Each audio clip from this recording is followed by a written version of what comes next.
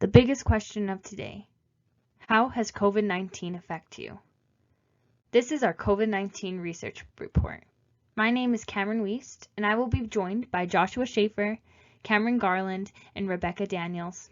The COVID-19 pandemic has caused many societal changes to occur during the year 2020. During the early stages, various businesses were forced to shut down, community events were canceled, and individuals were locked down in their homes. Research has been performed by various organizations to analyze the effects these measures have had on society. In this presentation, we will discuss how specific target audiences can use already collected data in addition to extra research towards their benefits. The purpose of our research is to assess how COVID-19 has changed the behaviors, habits, and emotions of Albertans. In turn, this data can be analyzed further to see why these implications have occurred and how they affect other aspects of society. As a marketing team, we determined 3 types of audiences that would find this data useful and want to purchase this information. The 3 targeted clients we decided would most like to purchase this data are the events and entertainment industry, community nonprofits, and college students. The events and entertainment industry can be defined as any organization whose main role is to inform, entertain, and connect society. Examples of organizations under this category include concert halls, movie theaters, and event centers. Due to COVID-19, this industry has suffered drastically, seeing an initial decrease of 70% in sales and now suffering an estimated 30% decrease in sales. This industry has had to adapt due to the limitations placed on large gatherings and have moved towards providing online options. Because of these changes, this audience would find our research useful as it could help them meet consumer expectations, which would enable them to predict future return on investments or strengthen their return on investments by allocating resources effectively to make wanted virtual events accessible in a price range that their consumers could afford. Our next target industry is community nonprofits, which can be defined as charity organizations that operate with the purpose of providing a collective social benefit. Organizations that would fall under this category would be food banks, women's shelters, or the Canadian Mental Health Association. The community of Alberta has suffered drastically as unemployment reached a high of 13.8% during the pandemic, and welfare calls increased by 12%. This can lead to the assumption that our community needs supportive resources more than before. Therefore, this industry would find this research useful as it could help them assess the needs of specific geographics and demographics, allowing them to allocate their resources effectively to these areas. College students is a broad group of people encompassing anyone who is currently enrolled at a post-secondary institution. However, we have narrowed this group down to specific geographics, demographics, psychographics, and behavioral descriptors. The geographic of this consumer segment is students attending an Alberta post-secondary school through virtual classes. This is because these students are suffering more as they no longer have familiar on-campus support systems. Although college students can be any age, we are specifically looking at those under 25 because research shows that those under 25 are experiencing mental health decreases at a higher rate. Our demographic also includes singles, specifically individuals living alone because they are likely feeling more isolated and needing a type of connection. Psychographics of this group include rule followers because they are looking for new ways to connect with others without breaking government mandates. Another psychographic is extroversion because those who are extroverted and value time with others will be affected more from isolation and look for ways to get human interaction. Additional behavioral descriptors of the group include being involved in community activities such as sports or clubs and having a preference towards purchasing experiences. Research has shown that college students who are no longer participating in extracurriculars are feeling more disconnected. The same could be said about those who have buying habits, which include entertainment and events.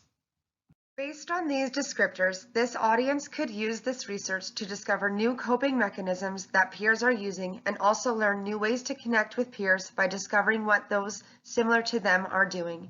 Secondary research is important as it is the starting point that provides a base to the report. This research allows us to see what type of information is already available and will be used to determine what other research our audiences may want. Our secondary research consisted of analyzing 11 articles. Topics of this research include mental health, spending habits, employment, and attitudes towards COVID matters such as the likelihood of getting a vaccine.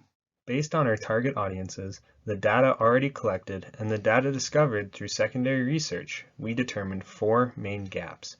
These gaps are the use of non-profit resources, activities Albertans feel like they are missing out on, media consumption, and Alberta's attitudes towards implementing COVID-19 guidelines. It is important to find data to fill these gaps, as these gaps enable our audiences to allocate their resources effectively in order to increase their return on investment and reputation with consumers. First, we used qualitative research in the form of a focus group to collect in-depth information that could be used to fill the 4 gaps. The design process for qualitative research included 4 steps. The first step was to create a sample. First, we defined our population to be all Albertans from the ages of 18 up, who are consumers within the community. The population is too large to perform a census, especially when using a focus group process. Therefore, the focus group will consist of between 6 to 10 individuals, as this number is large enough to get a conversation going, but not too large that the discussion will become unorderly. We will perform multiple focus group discussions with different groups to gain a diverse perspective. The second step is to determine interview conduction. Due to the COVID-19 restrictions, we chose to do the focus group through online video conferencing. This allows for the safety of respondents and the moderator, while still being able to record the conversation and observe critical nonverbal cues such as facial expressions and body movements. Step 3 is picking a moderator. This step is essential as the moderator sets the tone for the entire discussion. Our final step was the actual creation of the discussion guide. The 3 topics we choose to address were businesses in COVID-19, the media, and community supports. The questions to guide this discussion use a variety of formats, such as projection and third-party techniques, in order to eliminate bias and respondent errors. Our next stage of research was quantitative. The purpose of quantitative research is to collect data that can be organized for observation of patterns. The steps in the design process of the quantitative research are: Step 1, problem formulation. This step ensures that our research is collecting information to solve the right problem. There are 2 types of problems: management problems and research problems. The management problem is the change of consumer behaviors affecting the buying habits in the events and entertainment industry, the use of community resources, and interaction with peers. The research problem is analyzing why these changes are occurring. The next step is deciding the method of inquiry. We chose to do objective-based research, which means it is an impartial analysis that provides quantitative data. Step 3 is deciding our research design. We've already conducted exploratory research through our secondary research. Therefore, the purpose of this quantitative research is to provide us with descriptive data. Step 4 is planning a survey design. This step involves how the questionnaire will be administered to what group. This questionnaire will be administered through an online probability survey. Our sample is Albertans over 18 and will be determined with a simple random sample method over the use of email. The size of the sample will be the number of responses received in a specific time frame. The final step of the questionnaire is data collection. After data is collected, it will be analyzed and put into a report to sell to our target audiences.